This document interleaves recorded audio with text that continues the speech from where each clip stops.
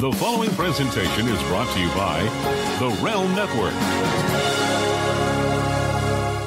Today on Mr. Media, I've rescued another interview from my archives. This time, we're reaching back to October 3rd, 1984, for my telephone interview with legendary singer and Sinatra contemporary Jerry Vale.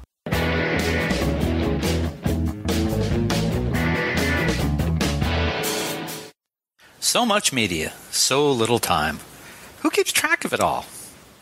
That would be me. This is Bob Andelman, and this is a Mr. Media interview, brought to you by Amazon.com, Audible.com, and 1-800-DIAL-DJs. Please stop by the website, MrMedia.com, click on our advertisers, support the show. And remember, there's more than 1,000 interviews available at MrMedia.com. We've been doing this since February 2007. Hope you'll find something you like. And thanks for listening.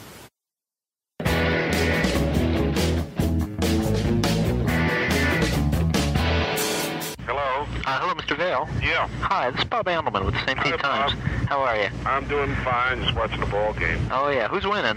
Cubs are winning about 4-0 right now. Wow. To the double. Yeah. They're really on a rampage. They're 13-0 yesterday. Sorry, they're a good team. They deserve it.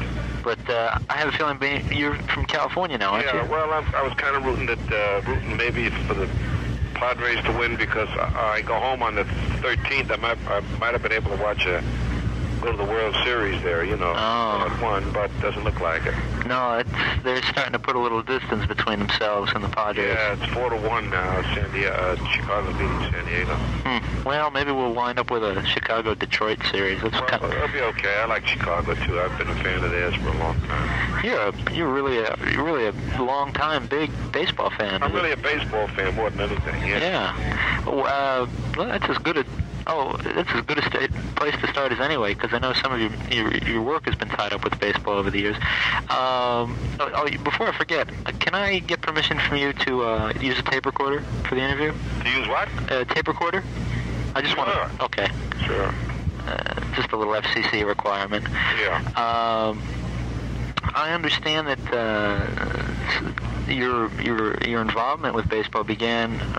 Your public involvement began when you were asked to do the national anthem for the Yankees. Yeah.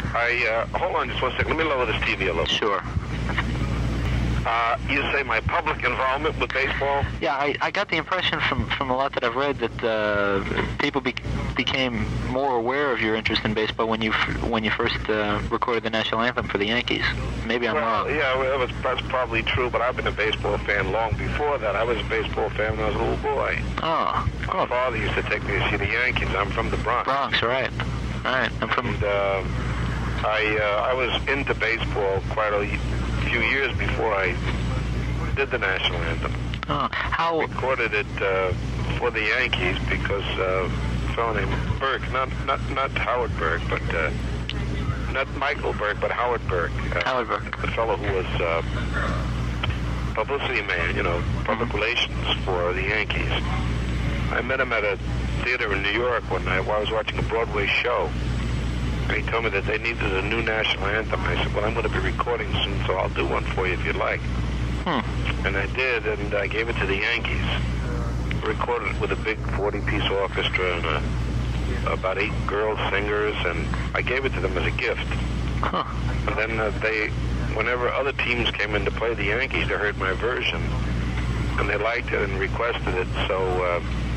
I got a lot of requests. So what I did was I had copies made for every team in both leagues. Wow. And would you believe that the Yankees are the only ones that don't play it anymore? Is that right? Well, other teams play it on occasion, but the Yankees use Robert Merrill. Oh. It's okay. I like Robert Merrill. Yeah, New York Opera. But since Steinbrenner took over, I guess he decided that Robert Merrill was either a better version or... Maybe he's a personal friend of his or whatever, but that's okay, Or more currently associated with New York, maybe. Well, yeah, because I'm a little disappointed in that, but that's the way the ball bounces, I guess. Yeah, that's a nice pun. Yeah. Do you remember what year you recorded that for the Yankees? Gosh, it had to be in the early 60s, I would say. Probably I would say probably 64, 5, somewhere around there. Are you still? Do you still have opportunities to perform national anthem at the big? I just ball games did it for the Dodgers this year. Did you? I did it live, yeah, in April. Oh, opening day? No, it was about a week after the opening. Huh. It actually was April 14th. I'll be. Who are you following now? I only guess the Padres because they're closer to home, but are you still a big Yankee fan, or are you following the California no, I'm not a Yankee fan anymore, not since Steinbrenner took over.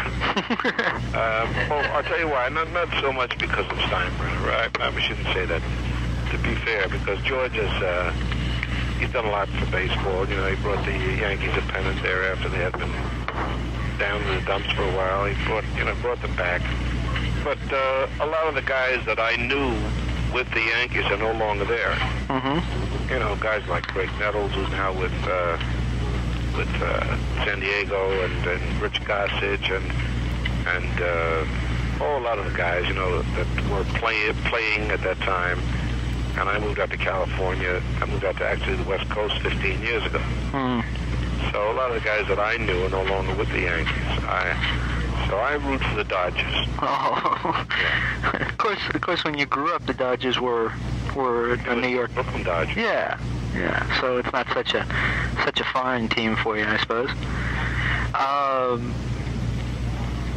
Well, it was just something just ran through my. When you were, well, of course, growing up in the Bronx, you're not living in New York now, but do you ever go? Have you been back? Have you been back there much? Well, yeah. It must be like a whole other world. Oh, it's a different world, you know. The strangest thing, I must tell you this. When I lived in the Bronx, I lived in North Bronx, near Mount Vernon. Mm-hmm. Everything seemed quite normal, you know, but after I left there and I went back, for some reason the streets and the houses seemed so small. Mm. I don't know how to explain that. Maybe it's because I've been to Vegas, been to the big hotels, been to big homes, you know, with people of means, you know. I mean, Mm-hmm. not that I'm saying nothing against my old neighborhood. I love it, and I love the people in it, but just for some reason, everything seemed a lot smaller. Was your I know your background is Italian. Was the neighborhood an Italian neighborhood? Yeah, it was. Sure, there were most of them were Italian. Hmm. We had a lot of Jewish friends too. Yeah.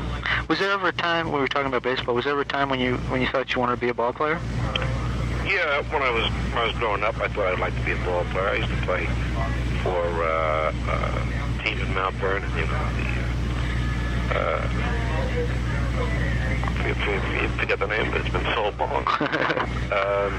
Actually, it was in Mount Vernon. It was Standard Athletic Club.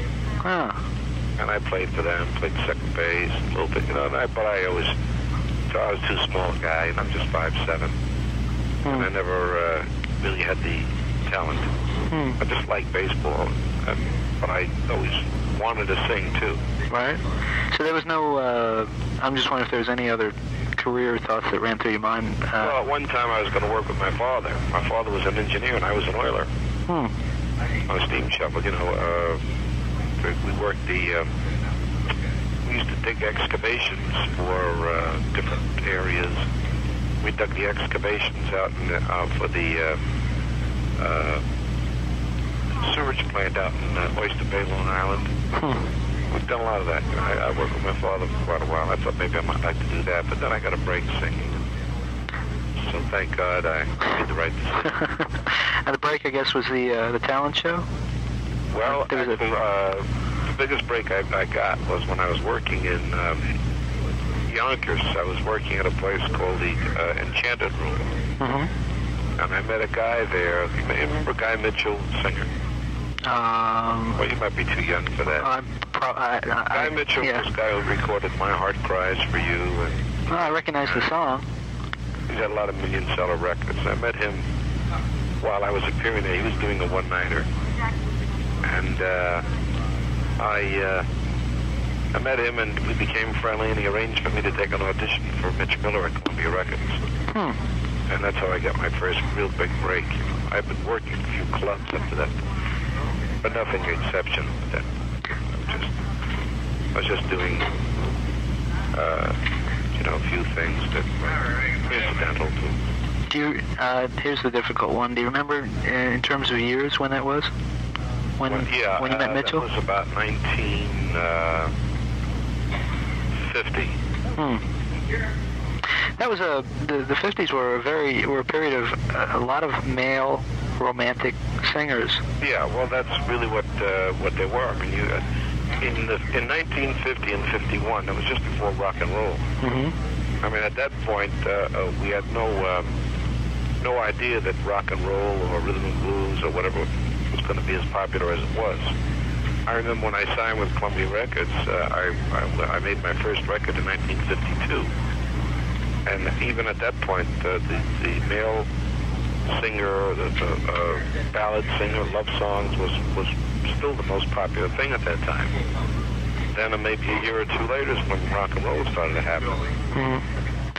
Did you ever, at that time, I mean, was there ever a feeling of a crossroad type of thing, like I can go on being this romantic singer that appeals to these screaming women, or I could try the rock and roll since I'm young and try rock and roll because I never understood it. Really?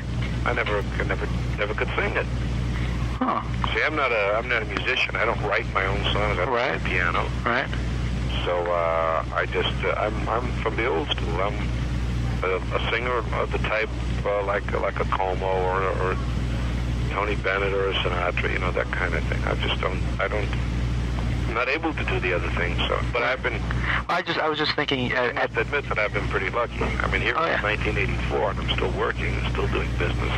Oh, sure. Still earning good money. I mean, so I would say that I had a pretty good career. I've been doing this for 35 years. Oh, sure. No, the only thing I was saying, and it was nothing at all bad meant by it. I was just thinking that I'm just making a point. That's all. Because of that, at that particular period, a young man, the same age as the people who were heading in that direction. I just wonder if you had even considered it at the time. I had no desire to do that, though. I really was never into that, you know. I mean, I like it. I you know, there are some things in rock and roll that I like very much. I like some of the people that are in it. I like some of the songs that are written. I think there's some great talents, and I admire them for the success that they've had. And, I really personally had no desire to do it. Are there young singers, young male singers coming up that are performing in the same mode that you are in? Is there going to be another generation? No, I don't think so. No? I don't know of any. I can't think of one right now. I mean, I can't think of one singer coming up that would do the kind of songs that I'm doing, or things like I've done the Italian-American albums. I've done the great standards. I don't know if anybody's. I don't know if a male singer that's doing that today. You know, a young male singer that is. Does it worry you that those songs may disappear with your generation of singers? It worries me that those songs are not going to be performed, but more important that as we get older, I'm more concerned about myself being around. Yeah, well, that was a kind of an awkward question for me to ask. You know, I really feel that it's a shame that some of those songs are not going to be done like they should. You know, actually, when you talk about it, you know, today, if you walk up to a 15-year-old and say, you know, what about Bing Crosby? You know, I guarantee you that I bet half of them or more would say they don't even know who he was. I'm sure you're right. You know, and that's a crime because Bing Crosby was an American institution, a legend, and I would venture to say that there are those that don't know Tony Bennett or Jerry Vale, and it's no fault of theirs, you know. But time goes on and things change. But fortunately, we've built a pretty good foundation. Guys like myself and Tony and Jack Jones, you know, we still have a certain amount of fans that like to listen to what we do, come and see us. I think I've been more fortunate than most of those guys because I've done the ethnic thing. True. One of the Italian-American albums. I guess you are to Italian-American music what Bobby Vinton is to Polish? I would say yes. I would say, oh yeah, definitely. Yeah. Definitely say that. Bobby Vinton's a very dear friend of mine. In fact, he sang the national anthem today. At the playoff game. Oh, did he? Yes, he did. Oh, we've got radios around the room, but I haven't been able to get near one. Bobby's a very nice guy. I know his family well. probably one of my good friends. Oh. And, so I would say probably Jerry Vale is to Italian American people what Bobby Benton is to Polish American people. Very good. Are there songs that you are performing in your act now that have been with you for the better part of your career? Is there anything that have stayed? Yeah, I do songs like Aldi La, which I introduced, by the way. A lot of people, I'm not aware of that. A lot of people think that Emilio Petticoli did it in the movie Rome Adventure. But I must tell you that I did it about 2 or 3 years before that. I see. I introduced that. I do songs like Alla Femina, which is also a big Italian-American song. Then, of course, I do tunes like, I'm doing some songs from La Cage aux Folles. I do that. I do songs from Chorus Line. And so I try to keep a little bit up to date, you know, with some of the better songs. Some of the songs that, I shouldn't say better. Let me say some of the songs that are better for my voice. I'm sure there are great songs written by these youngsters today, and I'm happy for them. Have the considerations of your voice changed over the years as to what you can sing and what you can't? Not really, no. I can do the same thing, practically the same thing that I've done all my career. Maybe I may have to take something a half tone lower, because as you get older, your voice drops, as you know. However, I am still able to do the kind of things that I did then. Very few exceptions. That's real good. What is the status of your recording career right now? Right now, I'm not recording very much. I've done a couple of things for some movies. I sang in a movie called Fingers with Harvey Keitel. And I sang in a movie called Easy Money with Rodney Dangerfield. Rodney Dangerfield, right. But as far as recording albums or things or anything like that, I'm not doing much of that at all, and not many people are. Tony Bennett's not recording. Vic Damone is not recording. Even Engelbert Humperdinck, as far as I know, is not recording. So it's a shame that we're not, but the way the record business is, they just don't want that right now. What was the last record that you put out? As far as with Columbia, I put out a record called Now Is Forever on Buddha Records. I'm sorry, Buddha? Buddha, yeah. Okay.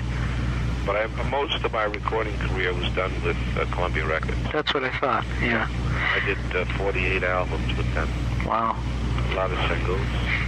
And to this day, thank God, they're still being played on radio. In fact, I would say I get more play today than I ever did. Well, there's probably a lot more stations and a lot more specialized type of things. Yeah, we have stations like the Music of Your Life stations that are playing old records, you know. I say old. I don't mean old. I'm talking about records from the 60s and 70s. Right. I know my mom. I don't know. Maybe this is unrelated, but my mom listens to a station. She's in New Jersey, and she listens to a station that every Saturday night runs about a 4-hour set of Sinatra records, and I imagine that would be the type of station that's probably playing a lot of your music. Right. Yeah, that's the kind of station. You know what? I had a photographer I work with here. I told her I'd be speaking with you, and she wanted to know if you, and I hope she got the title right, if you were still singing a song called Two Purple Shadows. Oh, that was my first hit record. Is that right? Right. I did that recording about 1954 or 5, somewhere around there. That was the first big selling record that I had. It was a smash hit in Pittsburgh at first, and it spread around, and I did a couple 100,000, maybe 300,000-400,000. Wow. That was the first hit record I had, and once in a while I do. When I get a special request for it, I do it, you know. But I don't really include it in the show. Well, that's a nice coincidence. That was your first big hit record I had. Yeah. I'm not personally familiar with the song. Can you? It sounds like such an unusual title. Well, Two Purple Shadows on the Snow, shone from her window to the street below. And I was so surprised, I stood there hypnotized. I never realized I loved her so. Oh. And the last line of the song is kind of, it says 2 purple shadows on, and as I tore up 2 tickets for a show, they turned to 2 purple shadows on the snow. Oh. Yeah, that was... I was going to take a girl out, and he was going to pick her up, evidently, and had the 2 tickets in his hand for a show, and then he looked up and saw 2 purple shadows on the snow shone from her window, meaning she was with someone else. So that's probably... Do you remember your excitement when that became a hit, when it started selling? And Remember my what? Excitement when that happened? Oh, yeah, very excited. Well, the first time I had a record that was selling, I got a call from Columbia Records. They said, you better go to Pittsburgh right away. I said, what's going on? I said, you got a hit record. And I thought it was The Other Side. The Other Side was a song from Kismet. It was called And This Is My Beloved. I said, well, it looks like And This Is My Beloved is taken off. They said, oh, no, it's The Other Side. I did And This Is My Beloved with Percy Faith with a big 40-piece orchestra. And I did Purple Shadows with 4 musicians. And I thought it was just going to be like not just to have another side. And that was a song that became a hit. Wow.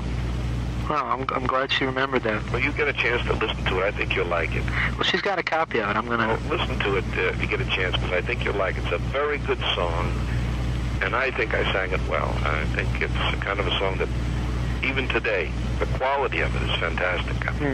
It's in stereo, and you'll never know that it wasn't made yesterday, really. Wow. What kind of band are you traveling with now? How many pieces? I'm working here at the. I'm going to be opening Friday. I'm going to have 21 pieces. I got violins, 8 violins, 3 trumpets, 3 trombones, 5 saxes, rhythm section, guitar. A big orchestra. My God, what a payroll! They can afford it down here. When you're in Atlantic City or Las Vegas, they certainly can afford to do those kind of things. And now, how many of that will come with you to Clearwater next week? We'll have about 18 down in Clearwater. 18? Yeah. We'll have violins. We'll have a little bit of everything. Still a big group. That's good. Yeah, it'll be nice. People appreciate that, I'm sure. Yeah. I'm looking forward to coming down there, by the way. I'm sure you've played down here before. I don't know if I played in Clearwater. I've been in Florida many times. Oh, yeah. Well, this is a brand new hall. You'll like this. Sure I've heard it's beautiful. Yeah, it's an incredible... I understand that it seats about 2,200. And I understand there's just about a couple hundred seats that are still available. Yeah, I heard that.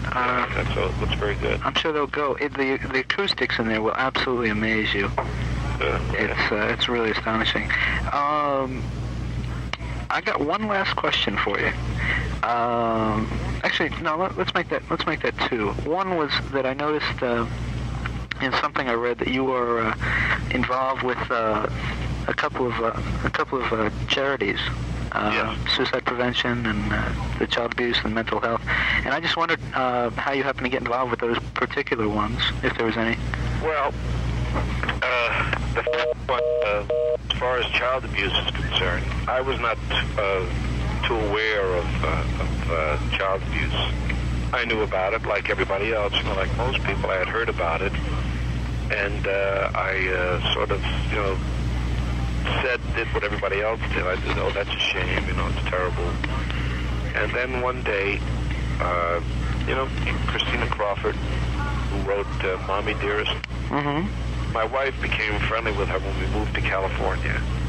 And she took my wife and I to a facility in El Monte, California, where they took these children that were abused, that were thrown out of their homes or taken away from their parents. And I was so moved by that. My wife and I both were so moved by what we saw. I mean, I don't even want to... Well, I can tell you things like a little baby, a year and a half old with one arm. The mother had burned the arm, and the arm had to be removed. Oh, God. Another woman took 3 of her children and put them in boiling water, scalded them, alive and burned practically beyond recognition. A 16-year-old thrown out of a car going 50 miles an hour. I mean, those kind of things, I just couldn't believe that people could treat their children that badly. So my wife and I made a vow that we would do everything we could possibly do to help these children, so that maybe even if we could stop one of them from being hurt or tortured like that, we'd be doing something good in life. But I believe that when you're successful and you're healthy, that you've got to give something back to life. And, so that's how we got involved with that. I see. Okay, now the last question that I was going to ask before was, if you were able to choose it yourself, what single recording of yours would you like to be remembered for? Would I like to be remembered for? Yeah. Well, I made so many records, but I probably would have to say that the one that I enjoyed doing the most was a song called "You Don't Know Me," which I recorded in 1957, which eventually became a hit for Ray Charles and a fellow named Lenny Welch. I recorded that song. I was the first one to do it in a pop field.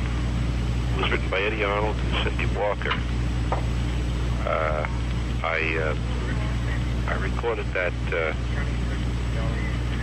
after I had heard it on a country western station. I think I did one of the best jobs of singing I've ever done on the record for that particular song. And I don't know whether a lot of people remember it. Some probably do. I'd like to be remembered for having done that song. Very good. On the records. Very good. Well, Mr. Vale, I appreciate your time this afternoon. Well, it's my pleasure. I enjoyed chatting with you. So, even if you are seeing you down there at the affair. I hope so. If you do, will you come back and say hello? Certainly. It was nice talking to a guy, even if he was born in the Bronx. I don't know. I was born in Brooklyn myself. Oh, so. Yeah. Well, my wife is from Brooklyn, so we're even. Okay. Okay. Well, very good. Stay well. All right. Enjoy the ball game. Yeah. Thanks a lot. All righty. Bye bye. Bye bye.